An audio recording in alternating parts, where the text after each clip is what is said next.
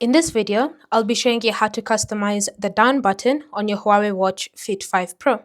So if you want this button to be mapped to something completely different, then all you need to do is simply open up the settings app on your watch, and then through the settings menu, you want to scroll and select down button.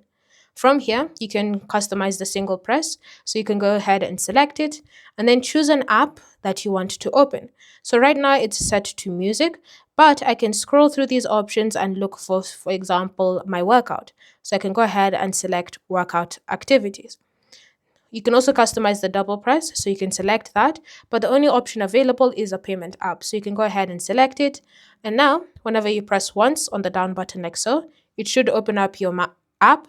If you press twice, it should open up your wallet app, like so. Thanks for watching.